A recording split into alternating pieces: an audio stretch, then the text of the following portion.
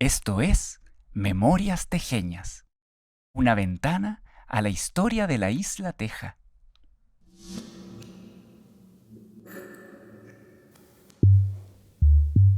Te invitamos a sumergirte en tu imaginación para rememorar el pasado industrial valdiviano, un tiempo de gran actividad comercial, con buques a vapor, muelles y chimeneas humeantes que configuraban el paisaje de Valdivia y en particular de su principal núcleo industrial, la isla Teja.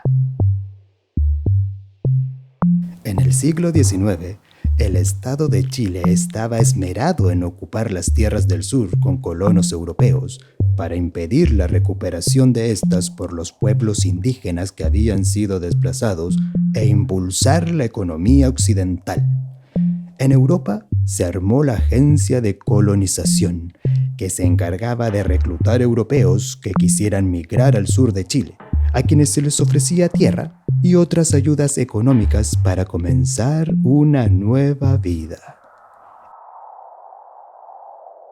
En esos tiempos, la isla Teja, territorio rural habitado por familias indígenas, fue dividida en 5 fajas de este a oeste, cada una de las cuales fue entregada a una familia de colonos alemanes que desarrollaron prósperas industrias.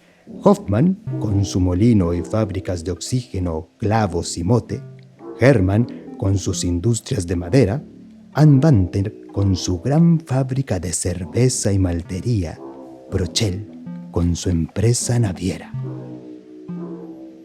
La tercera faja sería adquirida años después por la familia Rudloff para desarrollar ahí un avanzado complejo industrial, pionero en la producción de calzado a nivel nacional. La familia, conformada por Dorothea Sandmeister, Cristiano Rudloff y su hijo Luis, de solo 6 meses de edad, arribó a Valdivia en 1853 en el velero Susana, provenientes de Eisenach. Sin más recursos que su saber y hacer, Cristiano activó rápidamente su oficio de zapatero, montando un pequeño taller artesanal en la calle Picarte con Pedro de Valdivia. El prolijo trabajo de Cristiano atrajo a la clientela valdiviana, y la clientela trajo los recursos económicos que permitieron a los Rudloff ir desarrollando poco a poco su modesto taller.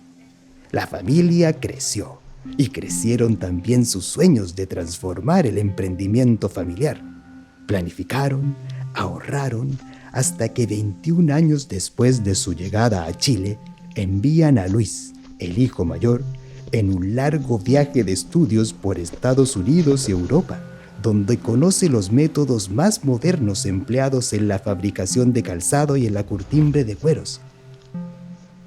Luis adquiere además maquinarias de alta tecnología para modernizar la producción de zapatos del negocio familiar, con las cuales retorna a Valdivia en 1875. Con la llegada de Luis, comienza la transformación del sencillo taller de don Cristiano en la Sociedad Cristiano Rudloff e Hijos,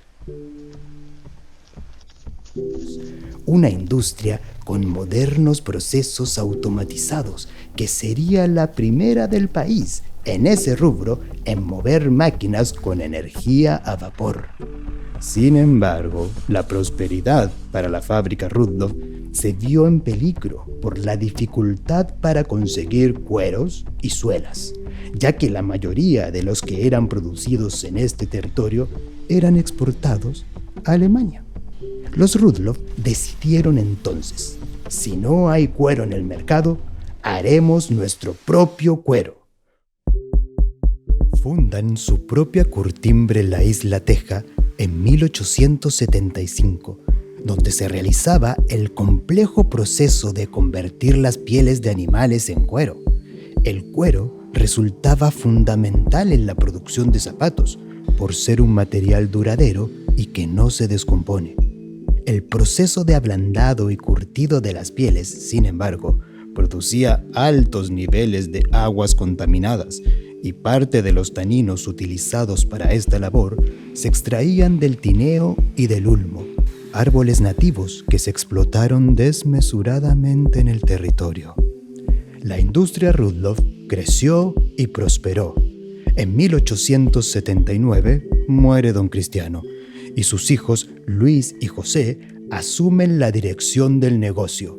La fábrica sigue creciendo y en 1914 comienzan a producir su propio extracto curtiente que usaban en la fábrica y vendían a otras curtimbres del país.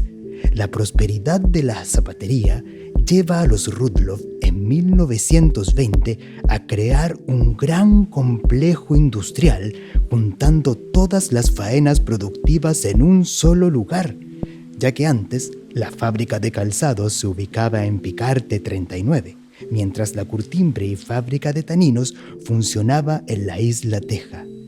Es así como en las riberas del río Valdivia, en un sitio de 20.000 metros cuadrados, se consolida el célebre complejo industrial Rudloff, que alcanzó un enorme nivel productivo, llegando a generar hasta 700 pares de zapatos diarios.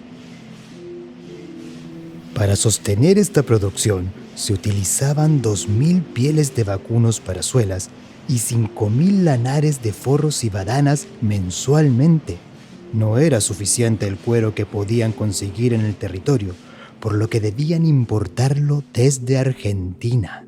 12.000 metros de leña consumían calderas y locomóviles que proporcionaban la energía calórica y eléctrica que movía el establecimiento industrial. La empresa construyó una población obrera para sus trabajadores y 9 amplias casas para los técnicos. Agua potable, alcantarillado y luz eléctrica eran proporcionados por la industria, ya que la acción municipal no alcanzaba a cubrir ese sector. Al fondo se ubicaba una lechería artesanal. En esos tiempos, los zapatos no eran productos cotidianos y de consumo popular. Eran prendas más bien exclusivas, a las que solo algunas personas tenían acceso. Niños y niñas que no pertenecían a familias acomodadas solían andar descalzos en invierno y verano.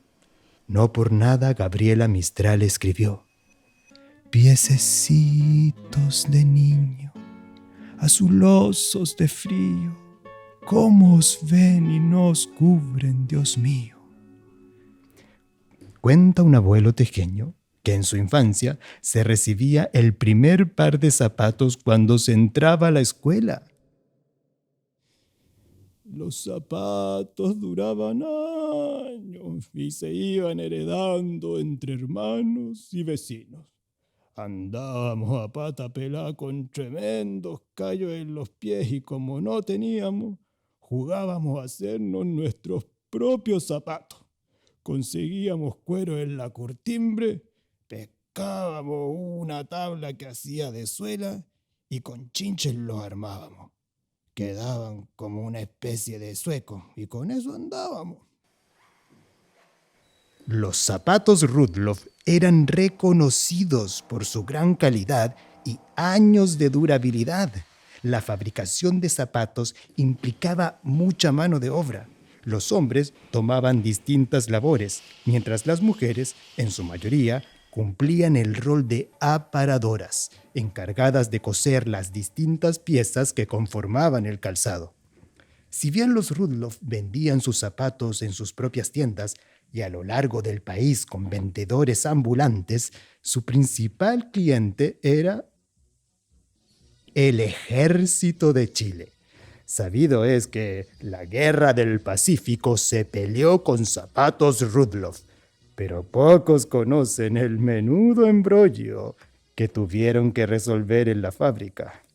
Como los zapatos en esos tiempos estaban armados con clavos, la salinidad del desierto en el que se libraba la batalla los oxidó y los zapatos comenzaron a desarmarse en los pies de los soldados. Los zapatos fueron devueltos a la fábrica, ante lo cual los Rudloff tuvieron la genial idea de recubrir los clavos con caucho para protegerlos de la oxidación. Los zapatos volvieron al desierto, donde calzaron al ejército chileno, que finalmente se adjudicó la victoria, la cual implicó que Bolivia renunciara al desierto de Atacama, perdiendo su única salida al mar, y que Perú entregara Arica y Tarapacá al Estado de Chile. La caída de la fábrica Rudloff fue un proceso gradual, como consecuencia de múltiples factores, políticos, económicos y naturales.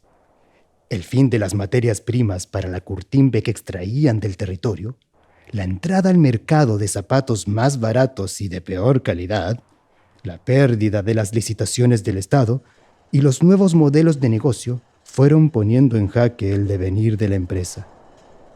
En 1960, un gran terremoto maremoto, el mayor cataclismo registrado en la historia de la humanidad, cambió para siempre la geografía y la vida de Valdivia. La tierra se sacudió como nunca y el mar entró río arriba inundando una ciudad devastada. Así lo cuenta Manuela, nieta de Guillermo Rudloff, más conocido como el Toco. Bueno, mis abuelos cuentan que como era domingo, el día del terremoto, ellos estaban solos en la casa de la Isla Teja con la guagua nomás, y los otros hijos estaban en Valdivia en distintos panoramas. Entonces empieza el terremoto, que fue súper fuerte y no se podía caminar, entonces tuvieron que bajar la escalera del segundo piso como a gatas, y ahí mi abuela cuenta que la casa se veía como de plasticina, porque se deformaba así. Bueno, pasó el terremoto, que fue bien largo, y decidieron cruzar a Valdivia a buscar a los niños. No pudieron cruzar en auto, así que empezaron a buscar un botero que los cruzara por el río, y les costó porque el río estaba súper revuelto, con corrientes que subían, que bajaban y como con un color lechoso, pero al final un caballero los quiso cruzar, pero les dijo que eran las últimas personas que iba a cruzar ese día porque el río estaba demasiado raro. Y bueno, llegaron a Valdivia y se sentaron en el torreón Los Canelos a decidir por dónde empezar a buscar a los niños, que estaban todos en distintos panoramas. Y ven a lo lejos, así no había nadie, y ven a lo lejos acercarse un auto que resultó ser el auto del papá de mi abuelo, que venía manejando decidido a cruzar a la Teja a ver la fábrica. Y ahí cuenta mi abuelo que lo tuvo como que agarrar de los hombros, contener y decirle: papá, no hay nada que ir a ver, la fábrica se cayó entera, está en el suelo. Lo que hay que hacer ahora es ir a buscar a los niños. Y eso hicieron.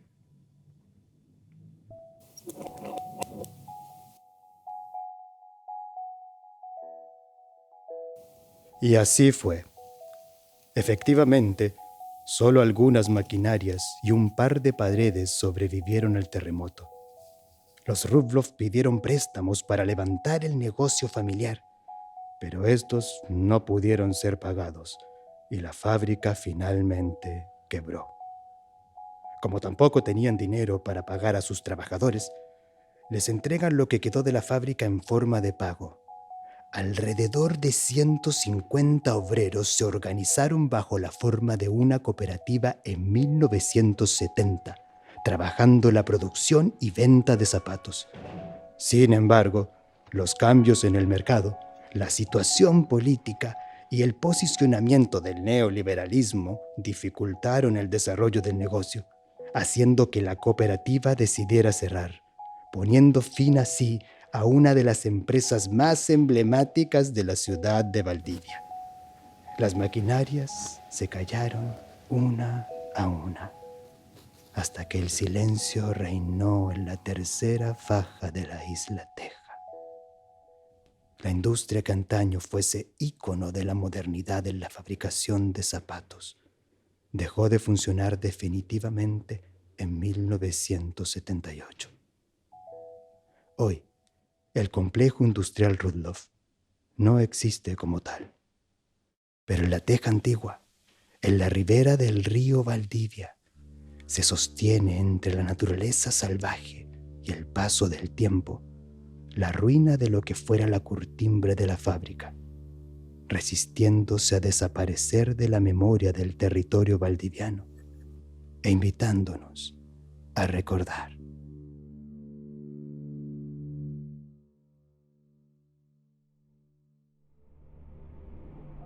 Guión y dirección creativa, Cristóbal McIntosh y Eduardo Galás. Registro y edición sonora, de Espacio en Construcción. Diseño sonoro y música incidental, Andrés Yáñez. Diseño gráfico, de Vicente Espinosa. Voz, Enrico Lan. Agradecimientos, Manuela Luna. Este proyecto es financiado por el Fondar Regional Convocatoria 2021.